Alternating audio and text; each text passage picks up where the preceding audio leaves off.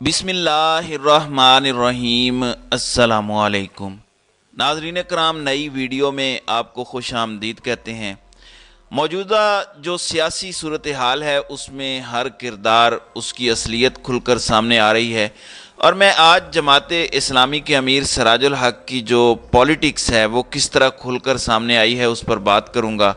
फिर मौलाना फजलुर रहमान जिस तरीके से गुफ्तगू कर रहे हैं, जो हर्जा सराई और जो उन्होंने अदालत की तौहीन की है, जिस तरह के अल्फाज इस्तेमाल किए हैं, अब पाकिस्तान में ये मुतालबा ज़ोर पकड़ गया है। बहुत सारे वकील इस पर बात कर रहे हैं कि अगर अब इस मौलवी को आप पकड़ के अंदर नहीं करते तो इसका मतलब ये है कि सुप्रीम कोर्ट और पाकिस्तान की जो मुअज़्ज़ज़ अदलिया की इज़्ज़त है उस पर और भी आने वाले दिनों में मज़ीद हमले होंगे।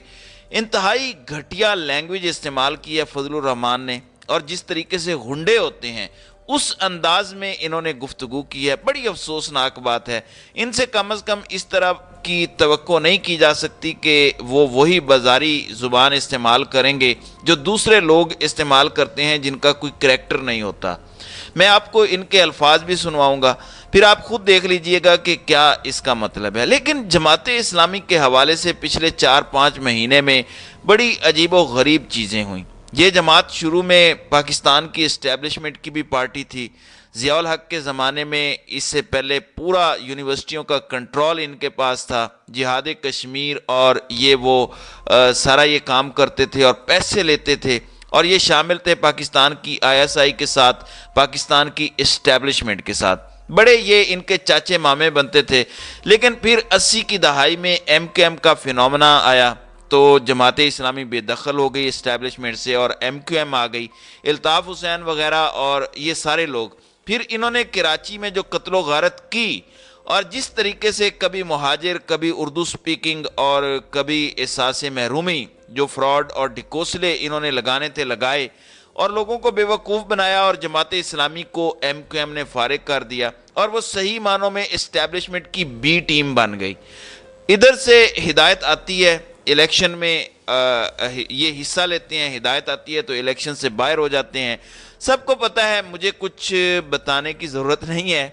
लेकिन कराची के बल्दियाती इंतखाबात में क्या हुआ, जमात इस्लामी जीत गई। यानी PTI को तो हराना ही था, वो तो अब ज़ाहिर है ताल्लुकात अच्छे नहीं रहे। लेकिन MQM पाकिस्तान को कोई पजीराई नहीं मिली। बड़ी कोशिश उन्होंने की, शहबाज शरीफ के साथ मिल के इस PDM का हिस्सा बने इस्टेब्लिशमेंट के कहने पर। DG ISI ने जो कहा, जनरल बाजवा ने जो माजी में उस वक़्त कहा, लेकिन सब कुछ कर लिया, लेकिन MQM को कोई नशिस्तें नहीं मिली।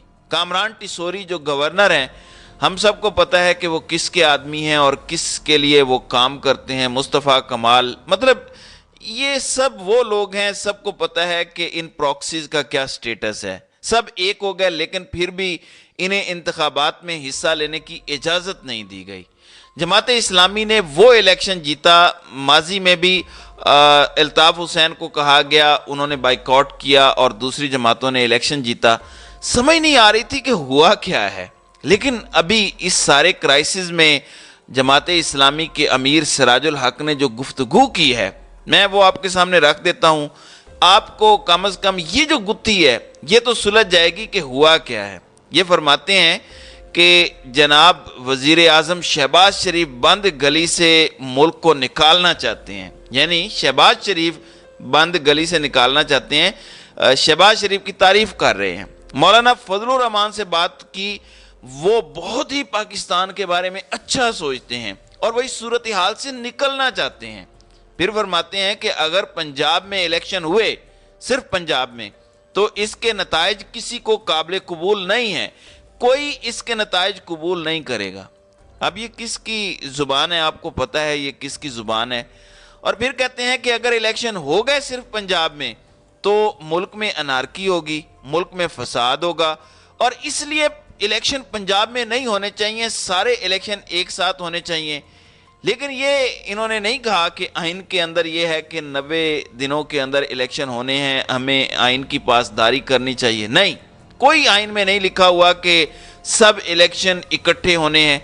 सिर्फ ये लिखा है कि जब असम्बलियाँ डिज़ोल्व हों, अगर चीफ मिनिस्टर सूबाई करेगा, कौमी असम्बली प्राइम मिनिस्टर करेगा, تو 90 दिनों में इलेक्शंस होंगे, और अगर अपनी मुद्दत पूरी करके वो असम्बलियां एक्सपायर होती हैं, डिसॉल्व होती हैं, तो फिर 60 दिनों में इलेक्शंस होंगे। कहीं नहीं लिखा कि एक दिन में हो। और इससे पहले भी माजी में हो चुका है कि इलेक्शन कौमी असम्बली और सूबे के एक दिन नहीं होते थे, अलग-अलग भी होते रहे हैं। लेकिन अब समझ आ रही है कि कराची में जमात इस्लामी क्यों सामने लाई गई। क्या जमात इस्लामी ने किया था कि ना तो इनके पास हुकूमत थी, क्या डिलीवर किया कराची के लोगों को कि कराची के लोगों ने इनको मैंडेट दे दिया। अब जो कुछ मिला इन सर्विसेज के नतीजे में, जो अल्फाज आप बोल रहे हैं, जो बयानियां आप लेकर चल रहे हैं, जिस तरीके से आप इस मुल्क में जो लोग आइन के साथ खिलवाड़ कर रहे हैं, आप उनके साथ खड़े हो गए हैं जाके कि पंजाब में इलेक्शंस अकेले नहीं होने चाहिए, फसाद होगा, नारकी होगी, कोई नताइज कबूल नहीं करेगा, और वजीर आजम साहब तो बंद गली से निकालना चाहते हैं। अब हम तो मीडिया के अंदर हैं, तो हमें तो पता है कि बुनियादी तौर पर किसका ये बयानिया है, कौन क्या कह रहा है। तो मेरे जहन में तो कोई इबहाम नहीं है कि क्यों कराची में जमात इस्लामी इलेक्शन जीती और मौलाना सिराजुल हक अब किसकी सर्विस में है और किस तरीके से वो इस हुकूमत को सपोर्ट कर रहे हैं। ये बिल्कुल बी टीम है। यानी जो शख्स मौलाना फजलुर रहमान की तारीफ कर रहा है कि वो मुल्क की बेहतरी का सोचते हैं, क्या कहते हैं मौलाना फजलुर रहमान सुप्रीम कोर्ट के बारे में, सुप्रीम कोर्ट के बेंच के बारे में? वो कहते हैं जिस बेंच को हम कबूल नहीं करते उस बेंच के सामने मैं पेश क्यों हूं।